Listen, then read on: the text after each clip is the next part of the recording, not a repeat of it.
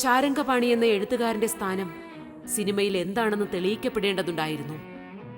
ആദ്യ സിനിമയ്ക്ക് ശേഷം ഉദയായിൽ സർവാധിപത്യത്തിന്റെ സിംഹാസനം ഉറപ്പിക്കുകയായിരുന്നു ഈ മനുഷ്യൻ. ഉദയായുടെ ചിത്രങ്ങൾ എന്തായിരിക്കണമെന്നും എങ്ങനെയായിരിക്കണമെന്നുമുള്ള തീരുമാനങ്ങളിലെ പ്രധാന ശബ്ദം ശാരംഗപാണിയുടേതായി. ആ ഇടയ്ക്കാണ് പ്രേം നസീറിനെ കാണുന്നത്, പരിചയപ്പെടുന്നത്. രണ്ടാമത്തെ ഇത് കഴിഞ്ഞ ഉടനെ സീത എന്ന് പറയുന്ന പടം എടുത്തു. പ്രേം നസീറുമായിട്ട് ബന്ധപ്പെട്ടു. അപ്പോൾ ഇനിയും ശർമ്മണിയെ കൊണ്ട് എന്തെങ്കിലും ചെയ്യിക്കണം.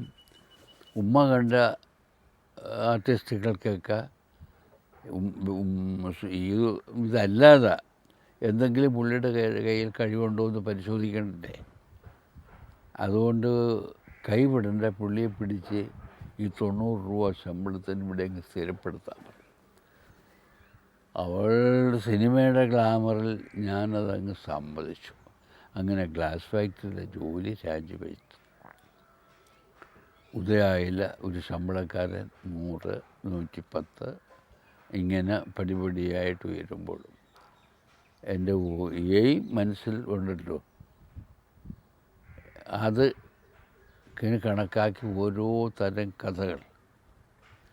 രണ്ടാമത്തെ കഥയാണ് ഞാൻ എഴുതിയ ഉണ്ണിയാർച്ച, മലയാളത്തിലെ ആദ്യത്തെ വടക്കൻ കഥ.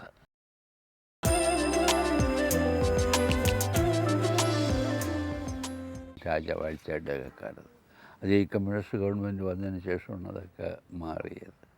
അതുപോലെ ഞങ്ങളുടെ കുടുംബവും ഒരു കുടികിടപ്പുകാരായിരുന്നു. അപ്പോൾ ഈ കുടികിടപ്പ് കാലത്ത് ജന്മി വെളുപ്പിന് 4 മണിക്ക് വന്ന് വീടിൻ്റെ വാതിൽ മുട്ടി വിളിക്കും. എന്നിട്ട് ആ വീട്ടിലുള്ള അവരുടെ പറമ്പ് മുഴുവനും കുടിയായിട്ട് താമസിക്കുന്ന ആളുകൾ മുഴുവൻ തെങ്ങിന് നനച്ചു കൊടുക്കണം ഫ്രീ ആയിട്ട്. അതും അവിടെ കിടക്കുന്നതിനുള്ള പ്രതിഫലമായിട്ട്. ആ കൂട്ടത്തിൽ ഞാനൊന്ന് എനിക്ക് 3-4 വയസ്സൊക്കെ ഉള്ളു, 4-5 വയസ്സുണ്ട്. അപ്പോഴമ്മ പാടിക്കേട്ട പാട്ടുകളാണ് ഈ വടക്കം പാട്ടുകൾ. സ്ത്രീത്വത്തിന് വേണ്ടി പടപൊരുതുന്ന ഒരു പെണ്ണിന് പെരുവഴി നടക്കാൻ വേണ്ടിയിട്ടുള്ള സ്വാതന്ത്ര്യത്തിൻ്റെ ദാഹമുള്ള ഒരു പെണ്ണ്. അന്ന് കാണുന്ന ഏത് കയ്യന്മാരാണെങ്കിലും കാണട്ടെന്ന് പറഞ്ഞ ഭർത്താവ് എൻ്റെ പിന്തുണയില്ലാതെ അരയിൽ ഉറുമി ചുറ്റിപ്പോകുന്ന ധീരയായ വടക്കം പാട്ടിലെ വനിത, ഇതൊക്കെ എന്നെ ആകർഷിച്ചു.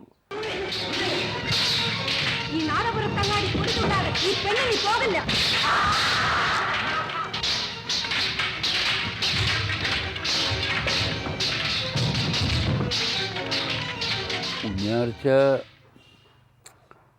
എടുക്കുമ്പോൾ പ്രേം നസീറിന് കുഞ്ഞിരാമനായിട്ടും രാഗിണിയെ ഉണ്ണിയാർച്ചയായിട്ടും ഒക്കെ ക്യാരക്ടർ റോളൊക്കെ ഫിക്സ് ചെയ്ത്. അപ്പോൾ ഈ സത്യൻ എന്ന് പറയുന്ന ആളിനൊരു കഥയുണ്ട്. എന്നെ തല്ലി ബോധരഹിതനാക്കിയ പോലീസ് ഇൻസ്പെക്ടറായിരുന്നു സത്യൻ. ആ സത്യൻ്റെ മുമ്പിലാണ് അംഗത്തിന് പോകാനുള്ള അംഗം നോറ്റിരിക്കുന്ന ആരോമൽ ചേകവരുടെ വേഷത്തിരിക്കുന്ന സത്യൻ്റെ മുമ്പിലേക്ക് ഈ സ്ക്രിപ്റ്റുമായിട്ട് ചെല്ലുന്നത്. സ്ക്രിപ്റ്റ് വായിച്ചു കഴിഞ്ഞു. വെരി ഗുഡ്, എവിടുത്തുകാരനാണ് എന്നൊക്കെ ചോദിക്കുന്നു. സാറേ ഞാൻ വടക്കനാണല്ലേ? നല്ല വടക്കനല്ല, ഞാൻ തെക്കൻ തന്നെയാണ്, ആലപ്പുഴക്കാരനാണ്. കാഞ്ഞിരം ചെറിയാണ് വീട്. സാറ് ഇൻസ്പെക്ടറായിട്ടിരുന്ന അവിടെ തന്നെയാണ് ഞാൻ. സാർ എന്നെ ഒന്ന് സൂക്ഷിച്ചു നോക്ക്. പോലീസ് സ്റ്റേഷൻ ആക്രമണ കേസിൽ എന്നെ സാറ് അറസ്റ്റ് ചെയ്ത് ഓർക്കുന്നുണ്ടോ? കോഴിക്കുഞ്ഞിനെ എടുത്തുകൊണ്ട് പോകുന്ന പോലെ എൻ്റെ പെടലേക്ക് തൂക്കിപ്പിടിച്ചുകൊണ്ട് ഇടിക്കളത്തിലേക്ക് എറിഞ്ഞത് ഓർമ്മയുണ്ടോ?